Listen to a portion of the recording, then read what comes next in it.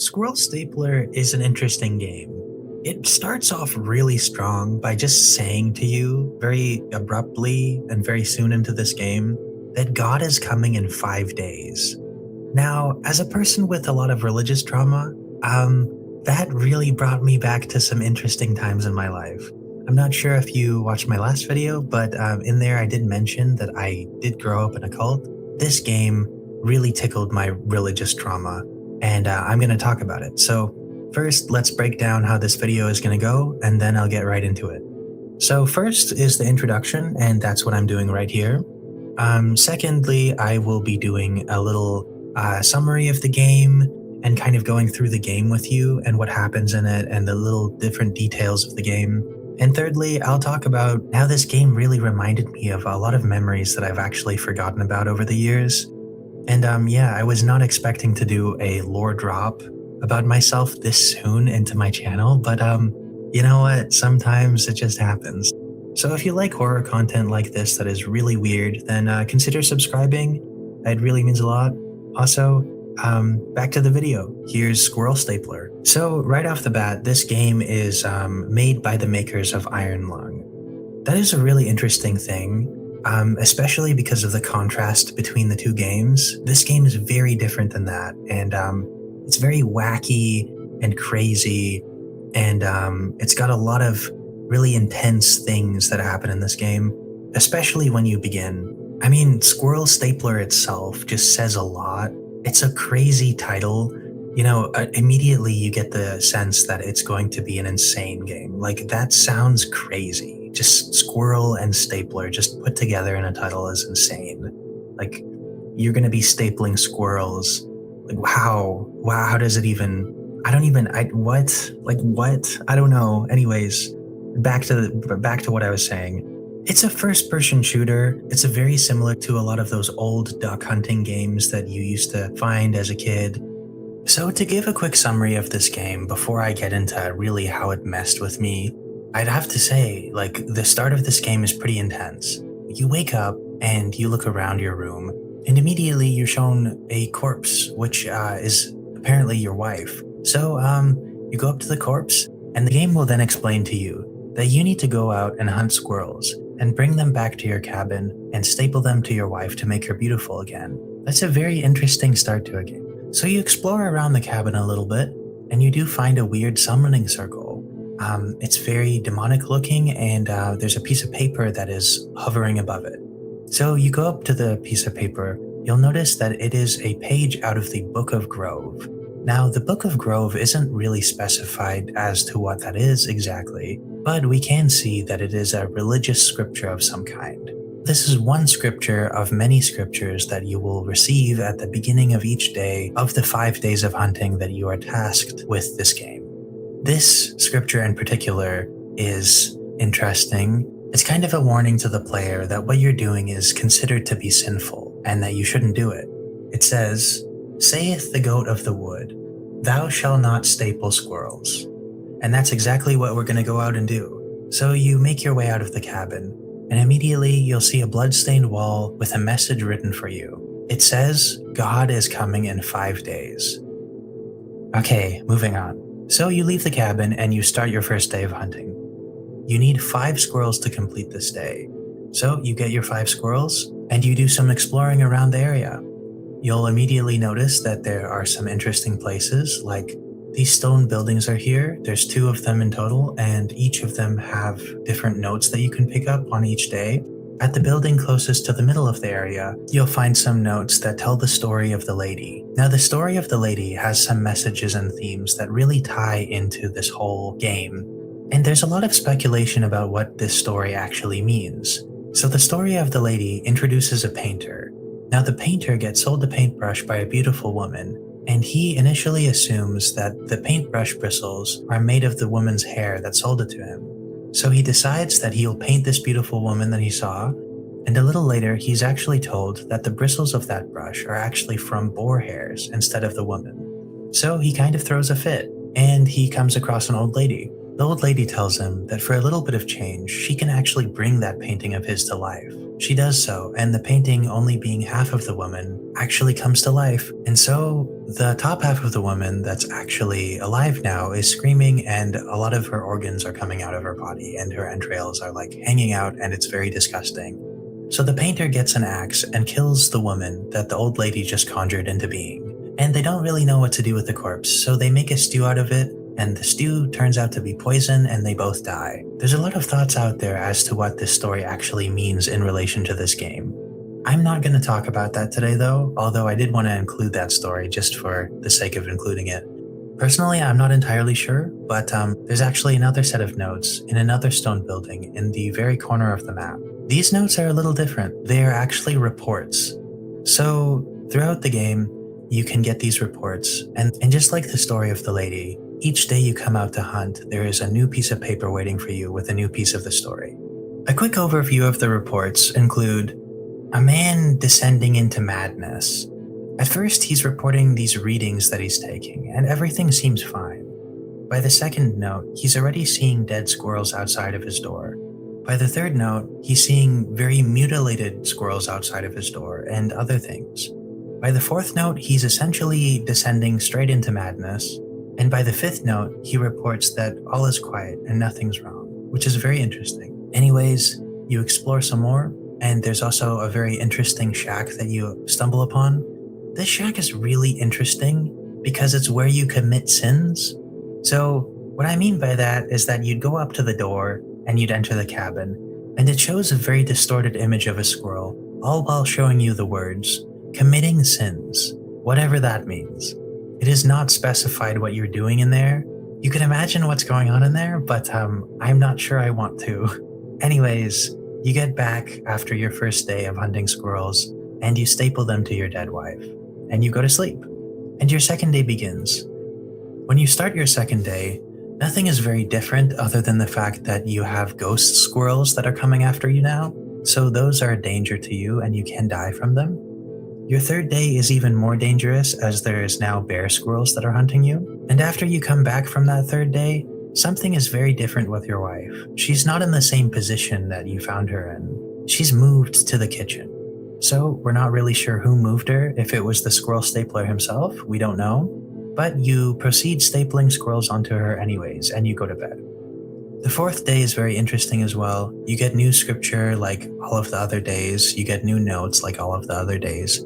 And this day has something special for you while you're out on your hunt. On a random time while you're hunting these squirrels, you'll turn around and your wife will be right in front of you. This is obviously a shock as you're not expecting it because your wife is at home as you'd think. But no, your wife somehow gets out of the cabin and kind of follows you out into the woods. This is very ominous as it's the day before God is supposedly coming, and it's kind of a foreshadowing in a weird way. So you go home, you staple the squirrels to your wife, and you go to sleep. On the fifth day, you're warned of what's to come. You know what's coming. God is coming. And so you go out on your hunt. As normal, you hunt your squirrels, and as soon as you have your squirrels, you're hit with a very weird countdown. So just take a look at what happens.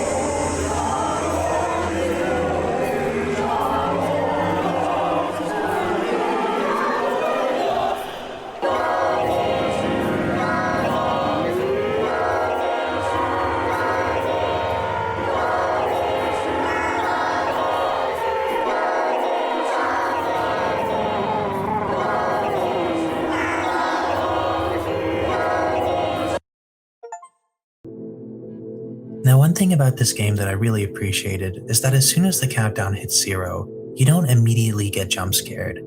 It kind of waits a couple seconds for you to really panic.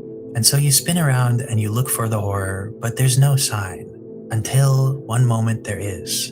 And you see this weird, gigantic squirrel god creature, and then you die, and that's the end of the game. It's very refreshing as a person who's used to very typical jump scares that just pop out at you. So I really like that. So I'll talk a little bit now about how I related to this game and how this game made me feel a lot of interesting things.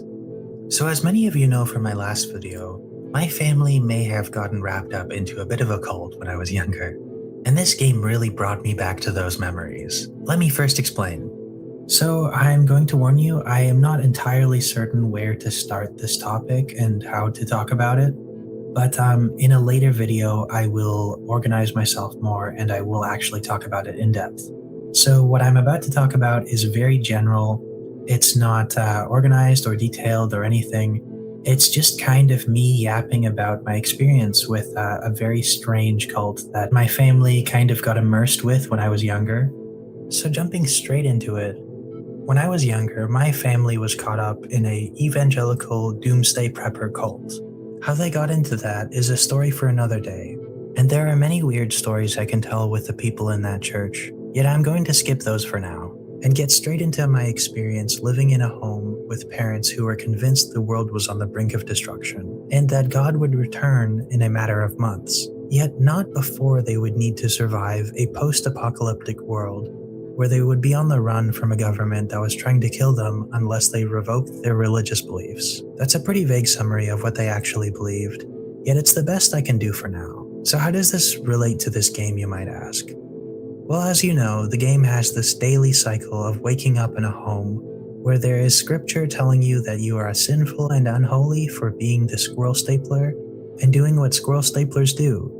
And there is a constant message on the wall that God is coming in 5 days, next to the door where you would leave to do your daily hunt.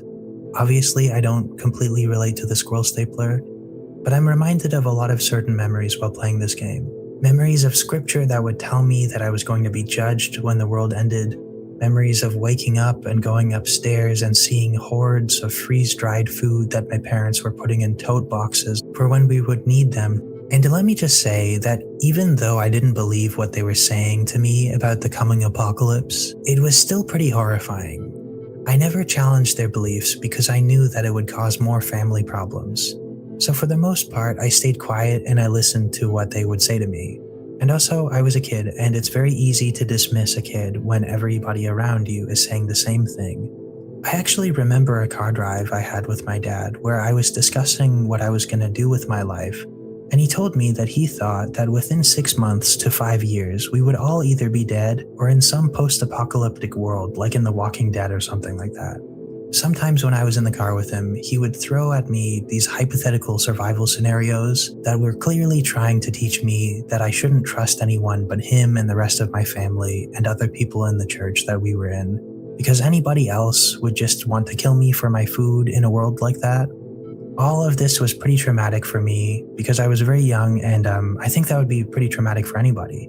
And all I really wanted to do was just to go to school and to watch horror movies. I remember that my dad would also take me on these heavy backpack walks around the woodsy areas where we lived, just so that we would be strong enough to carry all of our heavy gear when the shit eventually went down.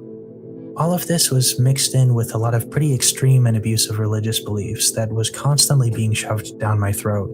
And so, remembering all of these things and looking back after having played this game, I really see myself living that cycle that the squirrel stapler lived, without the stapling of any squirrels, of course. But just waking up in that cabin in this game, and going throughout the cabin and finding religious scripture that was telling you that you were unholy and sinful, and then going around the cabin some more, and then finding more messages that God is coming in 5 days. And all of it really brought me back to that time in my life where I would wake up and I would constantly be berated by different religious scriptures and doom talk and all of this stuff. And this game just brought all of those memories to the forefront of my mind, and that's kind of what I wanted to share today. That's my experience with this game and how it personally affected me. And I still enjoyed the game though. But anyways, I'll do a video a little later that goes way more into depth of my experience with all of that cult stuff, and I'll be more organized when I do that. There's a lot of things that I want to mention and a lot of different like how this happened, how we even got there in the first place, like what my parents were like, what their beliefs were more in depth, and kind of what that church was like in a whole. It was a very interesting church, and yeah, I have a lot of things to process with that I still haven't really processed, but it's been years since I was there, so I'm doing good. And I will probably look into therapy sometime in the future. Anyways, I'll see you in the next video with whatever horror subject or horror media or game or book or anything I choose to cover. I'll see you over there, and I'm really rooting for you. Have a really nice day, and yeah, see you later.